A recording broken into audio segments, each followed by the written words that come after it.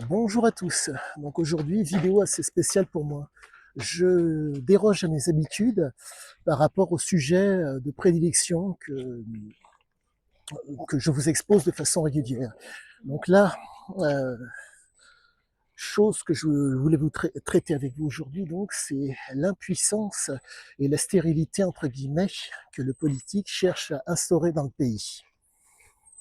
Pour pouvoir être décisionnaire dans un pays, il y a trois choses qui sont réellement fondamentales et, comment vous dire, qui font que si vous ne les avez pas, vous vous retrouvez sur des perspectives malsaines. Je dirais que oui, malsaines, voire même perverses. Et donc, les trois choses en question sont les suivantes. L'autonomie, la souveraineté et l'indépendance, qui fait que ces éléments mis bout à bout font que vous allez pouvoir manger, en tout cas, utiliser, consommer ce qu'il y a sur place, grâce à votre savoir-faire et ou grâce, entre guillemets, à votre initiation. Mais quoi qu'il en soit, vous ferez en fonction d'une réalité et non en fonction d'un imaginaire. Et l'impuissance qu'affectionnent certains politiques, tels que, en tout cas, c'est mon idée du moment ou l'image que je m'en fais, Madame Sandrine Rousseau. Euh, L'objectif n'est pas de faire un focus sur cette dame, mais de comprendre ce qu'il en, ce qu'il en résulte dans nos vies de tous les jours. La problématique est la suivante. Cette dame, si je puis dire, a la possibilité, de par les médias, d'exposer ses propos qui sont pour moi contre nature. Euh, Comprenez que dans son imaginaire, et voire même oui, dans son imaginaire, il y a une espèce de lutte qui est tout à fait, qui au demeurant a l'air d'être plausible entre les hommes et les femmes. La problématique, c'est que tout ce qui vous environne en France, entre autres, est le fait d'un travail entre les hommes et les femmes. En tout cas, d'une mise en commun des compétences et des qualités des hommes et des femmes. Mais le problème, c'est qu'aujourd'hui, on se retrouve dans une situation, dans des situations ou une situation où l'idéologie a pris le pas sur la réalité. Pour faire simple, si je vous donne un bout de papier, on l'appellera euro, dollar ou ce que vous voulez, vous êtes en mesure de travailler, de consommer grâce à ce bout de papier. Le problème est le suivant pour moi. Le papier ne se mange pas. Par contre, votre savoir-faire va vous permettre de manger, de construire l'endroit dans lequel vous êtes et en un mot, de faire en sorte que nous soyons tous en bonne intelligence. Moi, mon problème, il est le suivant.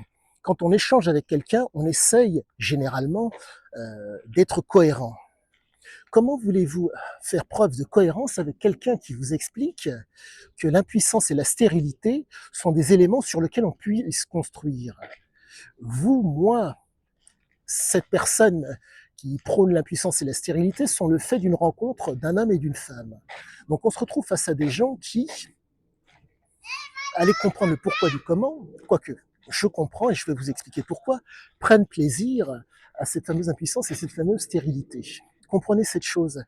Vous avez des gens qui désirent c'est bon parce qu'ils le désirent, et d'autres sont dans un, et d'autres font que c'est bon parce que c'est désirable.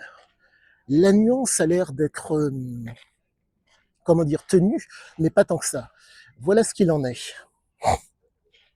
Le cheminement, l'effervescence que crée le chemin, fait que c'est, entre guillemets, le désir est présent, l'énergie est présente, donc c'est désirable.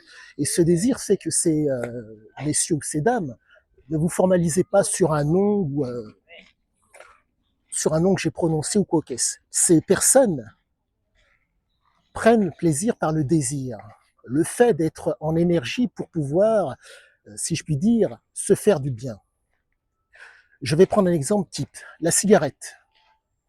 Ce n'est pas bon, mais par contre, ça fait du bien. On peut désirer une cigarette, la consommer parce qu'on considère que c'est bon, mais le problème, c'est mauvais.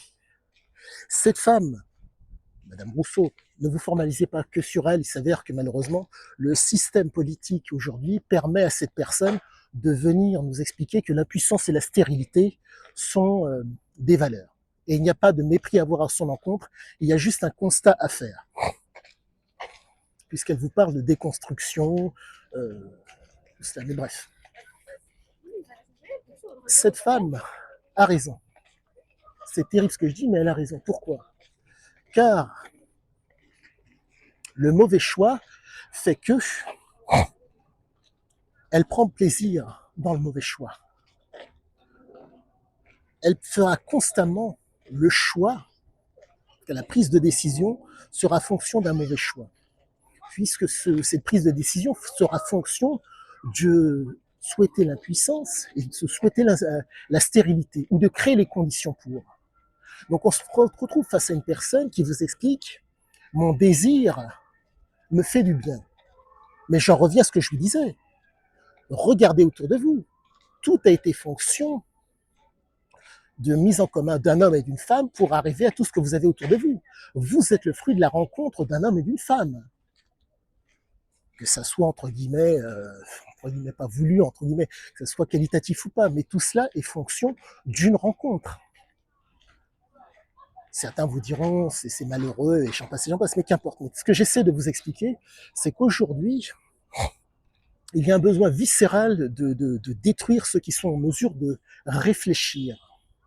Nous avons aujourd'hui la possibilité de faire des choses proprement exceptionnelles. Mais la problématique est la suivante, c'est qu'il faut prendre en compte ceux qui subissent leur nature.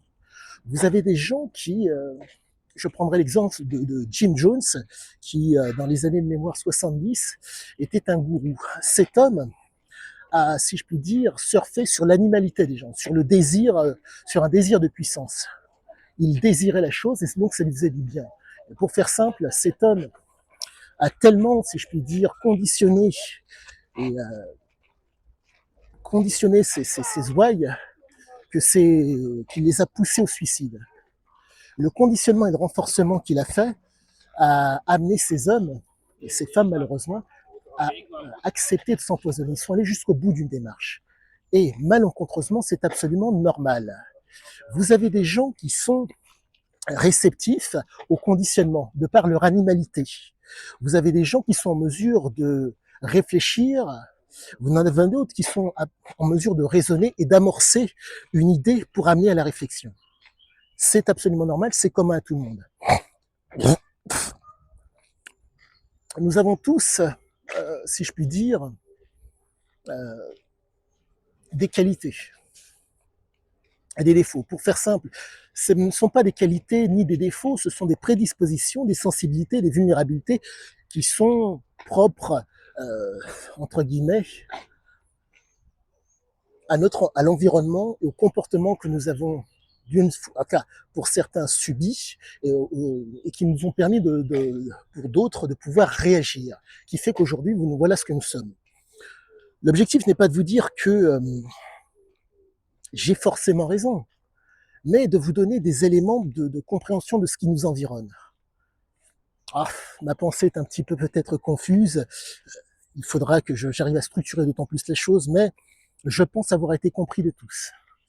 Excellente fin de journée, je vous dis à bientôt pour la suite.